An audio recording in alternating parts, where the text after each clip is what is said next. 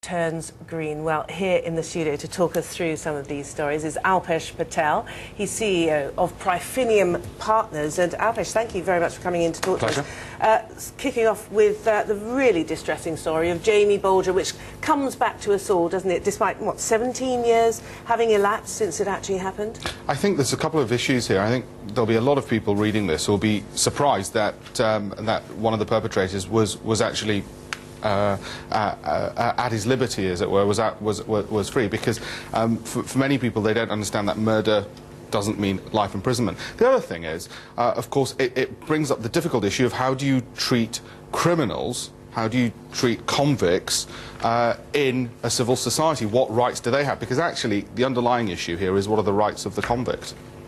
Alpesh, let's turn to politics now, because we're going to be treated, are we not, to a TV debate between the main political leaders in Britain. And it's very interesting. Apparently we're going to get 76 different rules. There's to be no booing, no hissing, no heckling in all of this. But do you think this is what the public wants? Well, no, actually, I think what they want to do with politicians is boo, heckle and hiss. What is interesting with this is, again, of course, it's the American model.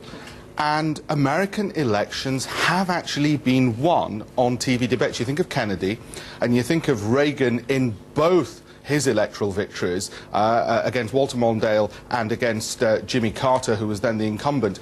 And you can pull it off. And it's the Tories, because their lead has been decreasing in the polls, it's the Tories who have the most to gain, actually. It's not the Liberals, it's not Labour have the most to gain, it's actually the Tories have the most to gain. If they can land a couple of punches, and what I'd recommend David Cameron does is watch the TV debates of Ronald Reagan. I don't think he can pull off a Ronald Reagan, but if he can land a couple of punches, it could increase that Tory lead again. But do you think that we're actually going to have spontaneous discussion of issues, given that there are so many rules surrounding the whole event? And bearing in mind there are 3 separate 90-minute debates. Well, they don't know what the questions are beforehand, so there is some room for spontaneity. The interaction between the debaters is obviously going to be limited, but the key will be, of course, they come up with the stock phrases beforehand and try to make it look improvised, try to make it look spontaneous. And if you can try and get across a degree of charisma, we don't have an Obama, we don't obviously have a Reagan or a Clinton,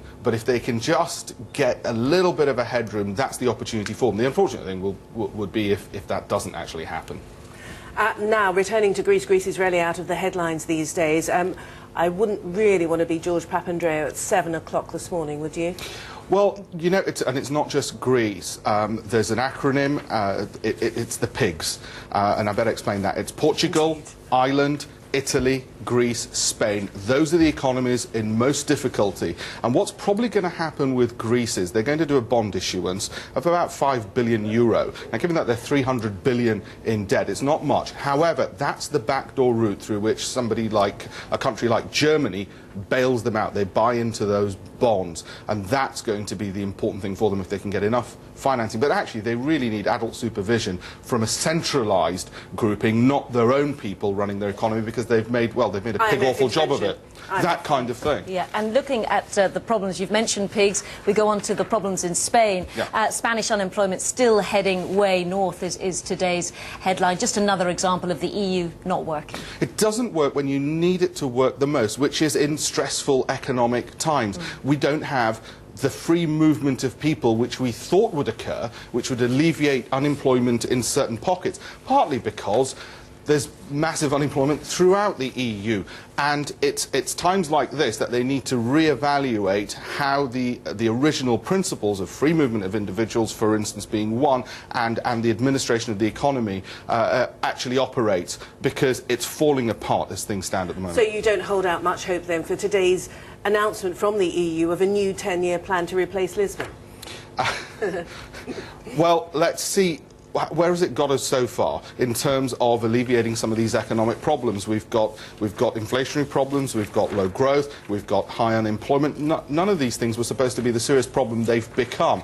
So I hope they learn from these conditions we've got at the moment and have actually a complete re-evaluation, not just playing at the edges. Now we've got to get your thoughts on cars. I'm sure you like your Ferraris. I'm green with envy for anyone who's actually got one. Actually, the important thing here is, when you look at automotive makers around the world, not just Toyota and General Motors, they've all been suffering from crash problems. Ferrari makes profit. It's got money. It's got money to invest in R&D, and that's what we need. We need car makers who've got the money to invest in research and development, particularly in green technologies. And it's from some of the flamboyant makers of cars that we can hopefully get the trickle down in technology, which will benefit your average Ford Escort. So I think this is an important development for Ferrari. They're not going to sell many of the cars which are running on batteries because they won't have the same level of performance. But at least they're investing in research and development. But is it going to be denting the brand? I mean, Ferrari, green. I mean, does it work? I think the brand is so strong they can get away with it. And also, don't forget, if you don't go down this route, look at what happened with the Hummer. It was so ungreen that there was a backlash, and they can't sell it for love nor money. They're going to have to close production of the Hummer. And Ferrari definitely doesn't want that backlash, which comes against being seen as selfish.